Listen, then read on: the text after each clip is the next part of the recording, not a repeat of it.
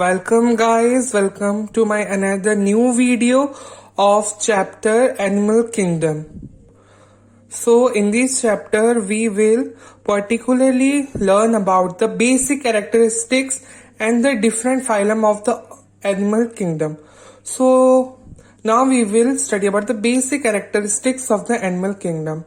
Okay, all the facts under this topic are not much important, but it is for your kind information.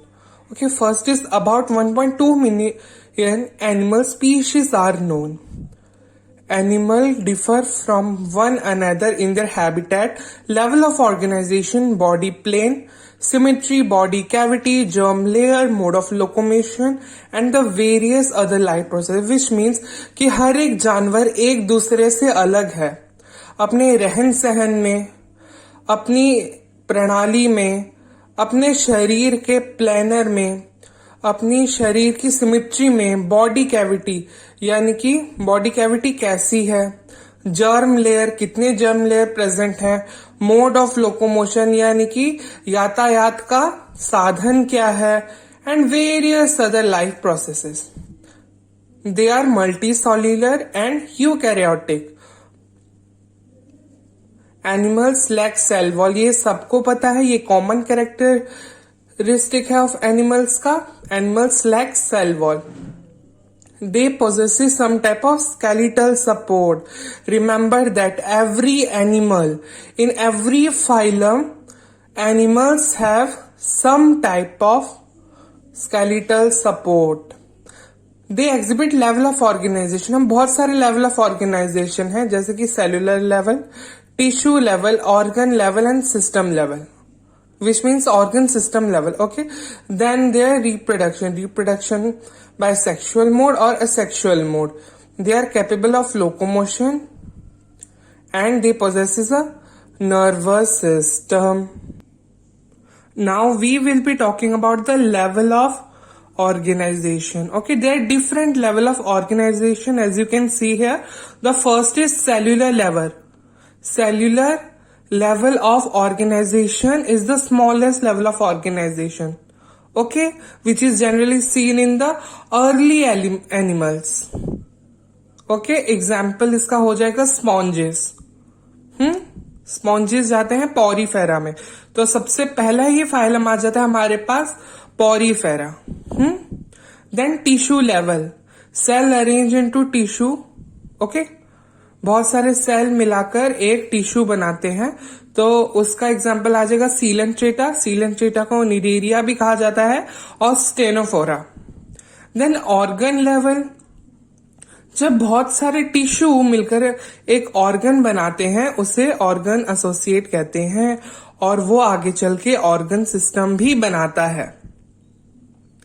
ये system perform specific physiological functions. Okay, हर एक organ का अपना खुद का अलग function है, अलग अलग काम करेंगे. इन्हें कहा जाता है प्लेटी. एग्जाम्पल की बात करें तो इसमें आ जाएंगे प्लेटी हेलमिंथीज एंड प्लेटी हेलमिंथीज से लेकर क्रोडेट्स तक. Then we talk about the body symmetry. Okay, body का सिमेट्री होना भी बहुत इंपॉर्टेंट बात है. अगर हम क्लासिफिकेशन की ओर देखें तो बॉडी सिमेट्री भी यहाँ पे बहुत मेन रोल प्ले करता है. जैसे कि देखिए यहाँ पे फर्स्ट है एसिमेट्री, मतलब बॉडी इक्वल हाफ्स में डिवाइड ही नहीं होती, unequally divided body. Okay, any face, any plane that passes through the center does not divide them into two equal halves, which means कि कोई भी प्लेन किसी भी एक्सिस से जा रही हो वो उस बॉडी को इक्वल हाफ्स में डिवाइड नहीं करता, तो उसे हम कहेंगे asymmetry.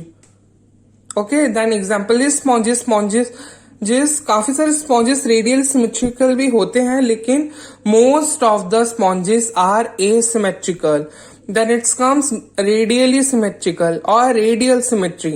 Any plane passing through the central axis of the body divides the organism into two equal halves which is identical. Okay, radial symmetry. Okay, माने इसका मतलब है कि कोई भी plane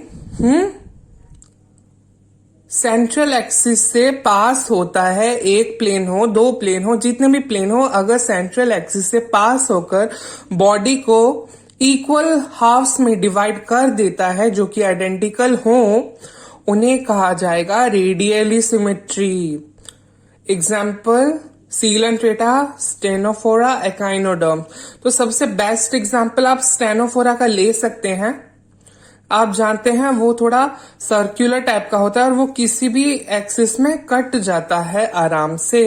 then it's comes bilateral symmetry, which means body can divide it into identical left or right half only one plane.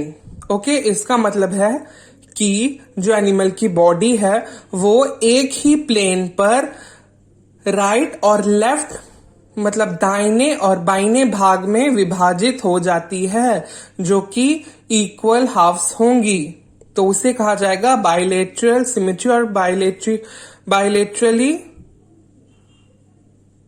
ठीक है, तो इसका एग्जाम्पल आ जाएगा annelida, arthropoda and vertebrata. Then next category आ जाती है या फिर नेक्स्ट क्राइटेरिया आ जाता है germ layer. Okay, so what is germ layer? जब एक एम्ब्रियो बनता है तो उसके अंदर बेसिकली अगर हम ह्यूमन की बात करें तो 3 जर्म लेयर होती हैं, ectoderm, mesoderm and endoderm. Okay, जब ये तीनों ही जर्म लेयर प्रेजेंट हो तो हम कहते हैं ट्रिप्लोब्लास्टिक एनिमल। अगर सिर्फ 2 ही प्रेजेंट हैं तो उन्हें कहा जाएगा diploblastic. See the definition here, animal having 2 germ layers, outer ectoderm and inner endoderm are called triploblastic animals. Example sponges and coelenterata. And उनके अंदर थर्ड जो जर्म लेयर होती है वो नॉन लिविंग होती है जिसे हम मीसोग्लिया कहा जाता है। इट इज वेरी इंपॉर्टेंट, काफी बार नीट के क्वेश्चंस में भी आ चुका है। मीसोग्लिया जो कि नॉन लिविंग होता है। Then we talk about the triploblastic animal having 3 germ layers, outer ectoderm, middle mesoderm and inner endoderm. Okay? तो ये होता है कहां से कहां तक? फ्लैट वॉर्म्स से लेकर मैमल्स तक, यानी कि प्लेटीहेल्मिन्थिस से लेकर मैमल्स तक। Then next criteria is presence of notochord. So guys, what is notochord? Animal with notochord called chordates and without called non-chordates. Notochord is a mesodermally divided rod-like structure formed on the dorsal side during the embryonic development in some animals. Okay, remember that mesodermally derived यानी कि mesoderm से निकला हुआ एक rod जैसा structure form on the dorsal side, यानी कि पिछली तरफ से निकला हुआ एक रॉड जिसे कहा जाता है नोटोकॉर्ड। वो कब डेवलप होता है? एम्ब्रियोनिक डेवलपमेंट के दौरान। ये याद रखें, notochord only develops in the embryonic development. Notochord porifera to echinoderms तक होता है। Then next we talk about the coelom, और काफी लोग इसको सिलोम, स्लोम बहुत कुछ कहते हैं, तो मैं इसे सिलोम ही पढ़ूंगा। और इसका मतलब होता है बॉडी कैविटी। तो ए सिलोमेट मतलब no coelom, the space between the body wall and digestive cavity is filled with the matrix. Okay, acoelomate, the space between the body wall and the gut is filled with matrix. Example porifera, coelenterata and flatworms. Then we talk about the pseudocoelomate. The coelom is present but in a pouch-like structure which is formed of mesoderm. Focus on the Definition: pseudocoelomates, a body cavity that is not completely lined by the tissue derived from mesoderm. मतलब कि आधा अधूरा mesoderm होता है. Mesoderm present as scattered pouches between the ectoderm and endoderm. Okay. pseudocoelomates वो होते हैं जिनके पास मिडल जर्म लेयर होती ही नहीं है, या तो होती है, जब होती है तो उनमें सिर्फ मीसोडर्म का थोड़ा सा पार्ट ही रहता है, जिसे कहा जाता है pouches, scattered pouches. Scattered pouches mesoderm से ही डिराइव हुआ होता है. तो इसका एग्जांपल आ जाएगा round worm. Then we talk about the acoelomate और true coelomate. Okay, here A means no or absent, and pseudo means false, and U means true. U bacteria, yani true bacteria. Then we talk about the third, eucoelomate or true coelomate. A true coelom that is completely lined by the tissue derived from the mesoderm. जब coelom mesoderm से पूरी तरह से line मतलब लगा हुआ होता है, तब उसे हम कहेंगे यूसीलोमेट. Okay, the examples are annelids, arthropods, molluscs, and the chordates. Then we talk about the body segments. Okay, segmentation is one of the most important criteria. So, see here, division or differentiation of the body part into distinct portion is called segment. यानी कि शरीर को विभाजन, ये symmetry से अलग होता है, सेगमेंटेशन. और इसका एक और डेफिनेशन भी निकलता है, जब किसी भी ऑर्गन का बार बार रिपीटेड होना, उसे मेटामेरिक सेगमेंटेशन कहते हैं. See the definition here. If the body is externally and internally divided into segment with a serial repetition of least some organ are called metameric segmentation.